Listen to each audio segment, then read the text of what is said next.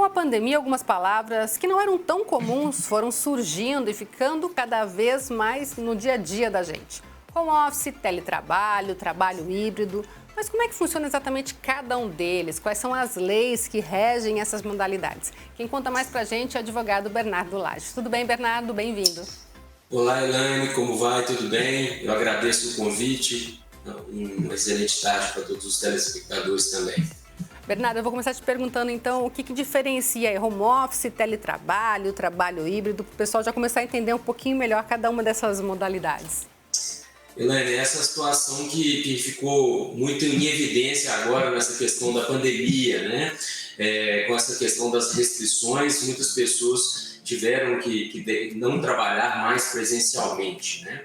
A lei, ela fala especificamente tão somente com relação ao teletrabalho. Ela não define a questão de home office e ela não define essa questão do trabalho híbrido, né? O teletrabalho, ele é, na realidade, um trabalho realizado preponderantemente fora das dependências da empresa e sempre através de meios telemáticos, né? Meios de informação, meios tecnológicos, né? É um pouco diferente, é bem diferente na realidade com relação ao trabalho híbrido. O home office ele pode ser considerado ali a mesma coisa que o trabalho presencial, só que feito à distância. Tem umas pequenas particularidades. E o trabalho híbrido é aquele que reveza-se o trabalho presencial e também o trabalho de forma remota, mas existem algumas particularidades que se diferenciam ali do teletrabalho, né? O teletrabalho, por exemplo, como eu já disse, é feito preponderantemente fora da empresa e através de meios telemáticos. Ele inclusive, ele está ali na exceção do artigo 62 da CLT. As pessoas que trabalham através de teletrabalho, elas não podem ter o controle de jornada, né? A jornada não é controlada. Então, essas pessoas elas não têm direito ao pagamento de horas extras, né? Elas fazem a sua jornada de uma forma mais flexível, da forma que melhor for para elas, né? O que elas precisam de entregar é especificamente o resultado. Agora, no trabalho híbrido, não necessariamente acontece isso, né? No trabalho híbrido, como não há uma regulamentação e uma legislação específica, eu sempre sugiro que haja, de fato, esse controle de jornada, né? E se eventualmente tiver extrapolação de jornada, as horas extras elas têm que ser pagas. A situação é um pouco complexa. A jurisprudência é escassa, né? Não tem tanta jurisprudência a respeito disso. Até existe um projeto de lei para regulamentar essa questão do trabalho híbrido, mas ainda não é uma realidade. A CLT trata tão somente com relação ao teletrabalho. Agora, quando a gente fala em vale transporte, né, em ticket de alimentação, como é que funciona nesses casos? A pessoa perde?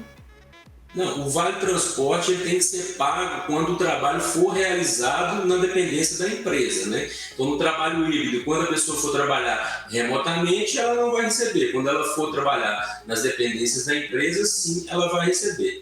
E o teletrabalho, ele é preponderantemente fora da empresa, né? Mas, eventualmente, esse trabalhador ele pode ter que ir à empresa para fazer uma reunião, um treinamento ou qualquer coisa nesse sentido. Isso não descaracteriza o teletrabalho. Nessas ocasiões, quando ele tem a obrigação de comparecer à empresa que são esporádicas, aí sim tem que haver o pagamento do vale transporte. E com relação ao ticket de refeição, né, o vale alimentação, se a empresa fornece, já fornece regularmente, ela não pode deixar de fornecer se ela passar o trabalho para o trabalho híbrido, né? Da mesma forma no teletrabalho. Às vezes essa obrigação ela vem até através de convenção coletiva, né? Então ela não pode deixar de pagar nessas situações. Agora, cada uma dessas modalidades tem que ter um contrato com tudo muito bem redigido, né? Todas horário, por exemplo, para quem precisa cumprir horário, tudo que precisa ser colocado especificamente para depois não ter problema, né? De repente, trabalhei a mais e a pessoa também precisa seguir isso, né? Porque às vezes está em casa, acaba não almoçando direito ou não fazendo as pausas necessárias, né? Realmente, Elaine, com relação ao teletrabalho, como não há essa questão do controle de jornada, né? A gente não tem que preocupar muito com essa situação. né? É porque o trabalhador ele faz o seu próprio horário, tem a flexibilidade para trabalhar e entregar, né? Agora, já no trabalho híbrido, essa situação ela é diferente. E as pessoas, por exemplo, às vezes, sei lá, estão trabalhando na empresa por conta da pandemia, foram trabalhar em casa. Mas nem sempre tem uma cadeira confortável para ficar o dia inteiro, por exemplo, sentado. Ou às vezes não tem até um computador bom o suficiente para realizar o trabalho que realizava na empresa. Como é que fica isso? Só voltando um pouquinho na outra pergunta, que eu acho que eu não completei, é necessário sim que haja um contrato de trabalho escrito, tá? No teletrabalho há essa exigência. No trabalho híbrido, como não há regulamentação, eu sempre sugiro que ocorra também. Mas essa questão de horários tem que ser controlado no trabalho híbrido, e no teletrabalho não há esse controle, então cada um faz o seu horário. Agora, com relação a essas questões ergonômicas dessa segunda pergunta, essa pergunta é ótima. Sempre a minha sugestão para os empregadores, para as empresas, é que coloquem no regulamento interno todas as obrigações, né, do empregado quando ele está trabalhando, inclusive de forma remota, né? Obrigações com questão à ergonomia. Às vezes a empresa convém fornecer cursos específicos, né, e instituírem normas que devem ser seguidas, inclusive, dentro de casa. No teletrabalho, a empresa não é obrigada a fornecer os equipamentos, seja bancadas, seja cadeiras, seja qualquer situação. Essa situação ela pode ser feita através de um acordo. Mas no trabalho híbrido, eu sempre sugiro que esses equipamentos eles sejam sim fornecidos. Então, é aquela questão, a empresa tem que se resguardar, que preocupa com a saúde do seu empregado, que tem dentro do seu regulamento interno todas as normas específicas, principalmente com relação a essa questão da ergonomia, às vezes proibição de trabalho na cama ou sentado no sofá, né, porque essa questão no longo prazo vai prejudicar a saúde do empregado. Então, fornecer ali cursos, talvez uma mesa adequada, uma cadeira adequada, seja uma boa saída para evitar algum tipo de doença ocupacional, né? Tanto no teletrabalho quanto no trabalho híbrido. Vamos colocar assim, a pessoa que trabalhava no escritório, foi trabalhar em home office e depois vai voltar para o escritório. Tem que refazer um contrato, é isso? Tem que ter um novo contrato de volta ou um ajuste, pelo menos, de contrato? Quando ela está em teletrabalho, o empregador ele pode pleitear para que o empregado volte a trabalhar presencialmente, mas respeitando um prazo de 15 dias para ele se adequar.